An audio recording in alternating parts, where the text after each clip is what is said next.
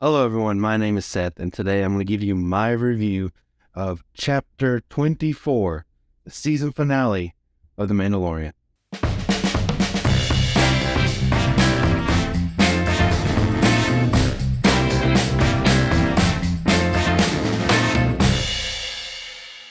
It's hard to believe that the season's already over. Like, it really kind of feels like we just started.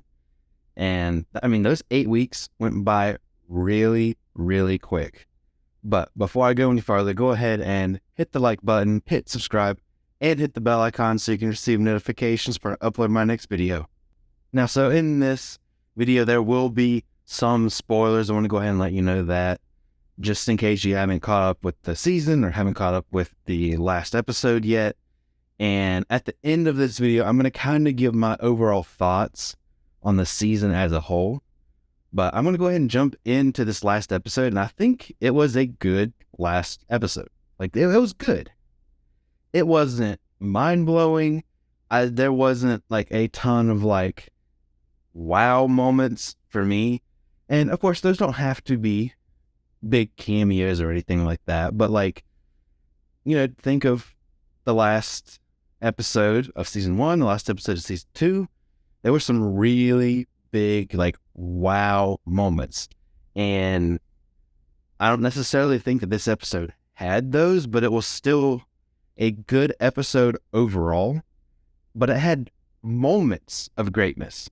Like, some of those great moments were like all of the Mandalorians flying against all of the Imperials, and that whole kind of fight sequence there. Everybody's in the jetpacks up in the air, Bo-Katan with the darksaber. Like, that was really, really cool and well done. That was a great moment. And I'm going to go ahead and say here off the bat, like, yeah, I guess me and other people who thought the armor was suspicious were wrong. I mean, I've never really trusted her. Like I said in the last episode, I've never really trusted her straight from the beginning. So that probably informed my theory on that. But I was wrong on that one. Another great moment in this episode really was pretty much all of the fight scenes dealing with Din. Like, they nailed that. Like, I loved that at the beginning when he was getting out of his restraints, taking out those two guards. I loved that hallway fight scene. Listen, whatever it is about putting your main character in a hallway and having them fight, like, keep doing more of that. That just works. And they did a great job with that. Him trusting R5 to find Gideon's kind of main room of operation, and then going through that hall, lowering the shields one at a time, and just everything that he did there, picking up the blades, picking up the shields, things like that. Like, everything in that hallway fight scene was awesome. I loved it. They did such a good job with that. And then Din's fight with Gideon. That was really well done. And I enjoyed every second of it. And then another great moment that sticks out in my mind is the fight between Bo and Gideon with the darksaber. Like, that was really well done. You felt the tension, you felt the stakes, and that was just really cool. That was just a great moment. That's going to be a moment that I think about when I think on this season.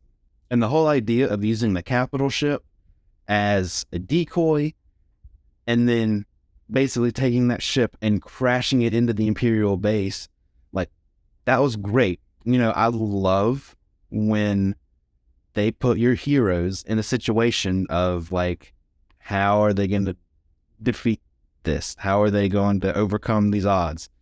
And that's not something I necessarily thought about, but that was a great use of that capital ship. I've said this, honestly, probably just about every episode, but they nailed the action. Like I mentioned with Bo-Katan leading the Mandalorians, and with the Den fight scenes, and then with Bo-Katan fighting Gideon with the darksaber, like, they absolutely nailed the action. And they nailed the action all season. I also loved getting to see Grogu use the Force. Unfortunately, the IG-12, the little Grogu mech we had, didn't last for too long. But it does show that he's capable without it. And so that's cool. He jumping around doing flips around the Praetorian guards. He was using the Force to push away their weapons and things, push them over, things like that. And then I loved the way he used the Force to protect Din and Bo when the capital ship crashes into the base. Like that was just a cool moment. That was a cool visual to see. Rest in peace to the Darksaber. I was afraid something like that would happen. I didn't get any spoilers before I saw it, but I did see some comments and I was kind of afraid something bad would happen to the Darksaber. It's just really cool. Like, it's a really cool weapon in the Star Wars universe. It's been around for a long, long time.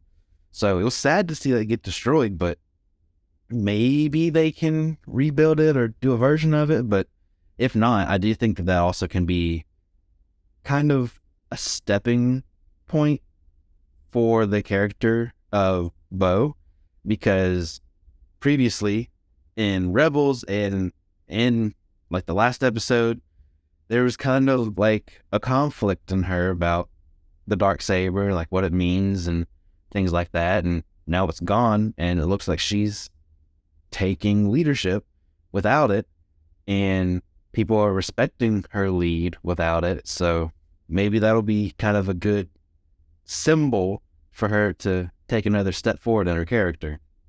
But speaking of character in this episode, I will say one of the things that doesn't make it like great, it's just a good episode and a good finale, is that there really wasn't a lot of character development. And that's kind of been a theme across the whole season.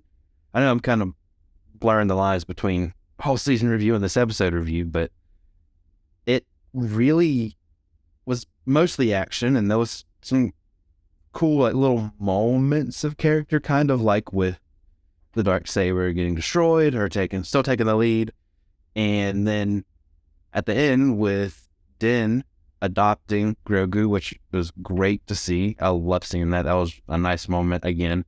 And then him working with Carson Teva, working with the New Republic, kind of off the books, having his own home. Like, I really like that. That was a great final shot.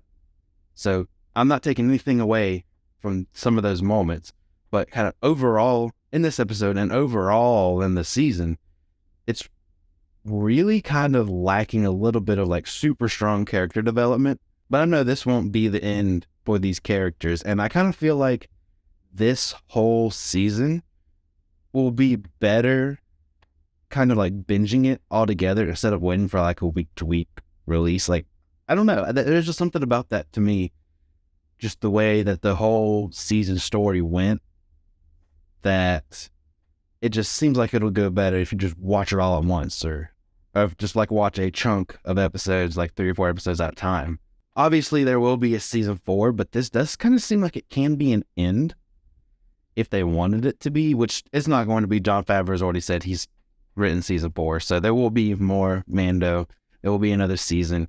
We will see him again, and I'm excited to see where they pick up from his character and with Din, and then when we check back in with Bo-Katan and check back in with Reef Karga, I'm sure it'll be a great time. I'm already excited to have I'm already excited to see what comes next, because I know for sure I'm already gonna miss Din and Bo and Grogu. But they really did wrap up a lot of threads from this season and the other 2 seasons as well. Even if it's just kind of like a one-line thing saying that Gideon was wanting Grogu to help add the Force to his clones, and then he'd have a clone army of himself that had the Force and everything. That was kind of like a one-line thing, but it still explained what he was doing. And the whole thing with his clones, I mean, wasn't much of a focus on it, but it's interesting. But all of those are destroyed now. Moff Gideon's dead, which that's one of my big complaints, I guess, really with the season, is we needed more Gideon. We really needed to check in on him. I know I mentioned that before in last episode. Like, I wish we saw more of him throughout the season. And that still stays true. Like, he dies. He has a good end. Although, I say he dies. We technically didn't see a body. So in Star Wars, anything can happen. But for now, we'll say he dies. And he was really only in the season for like 2 episodes. And I really feel like if we had little pieces of what he was doing, some of the things that happened off screen that we didn't get to see, we saw some of that throughout the season, that would probably make it a little bit better for me. That was one of the things, kind of the focus of the season, kind of how the overall story went, I think was kind of a weak point in this season as a whole. We spent a ton of time in that one episode with Dr. Pershing. That's great. I thought it was a good episode, but looking at it as a whole, maybe that would have served to be better kind of spread out over a couple of episodes and have it tie in a little bit more. The idea to focus on Bo-Katan in this season a lot more, that was a surprise to be sure, but a welcomed one. I thought Katie Sackhoff did great, and I'm glad that that character got more attention. But I absolutely was not expecting that going into this season. One thing I did love that they did in this season, though, is that they did kind of start bridging the gap between the original trilogy and the sequel trilogy. I thought what they did there was really cool. But yeah, overall for this season, I enjoyed it. It was a good season. There was some highs and lows, but it was more good than there was mediocre to bad. So when I think back on this season, it will be a good season in my memory. It just won't be as good to me as season 1 or season 2, but I do definitely enjoy it more than I did the Book of Boba Fett. Like I said, there's good character moments, not the best overall character development for the whole season. I feel like the story was maybe a little bit unbalanced in terms of what characters were doing and when. But overall, I had fun with this season of The Mandalorian. This was a good finale, and this overall was a good season of The Mandalorian. It just wasn't quite up to the level of excellence that I had come to expect, but I am still super excited to see what they do next. I'm super excited for Ahsoka. That's going to be the next kind of Mandoverse story we see in this kind of corner of that universe. And so I'm really excited to see what happens next. So that's my review of the season finale and of the season as a whole. Thank you so much, everybody, for watching. Thank you for sticking with me, going through all of these episodes. I really appreciate it. Go ahead and like this video, hit subscribe, and hit the bell icon so you can receive notifications when I upload my next video. And I'll see you next time.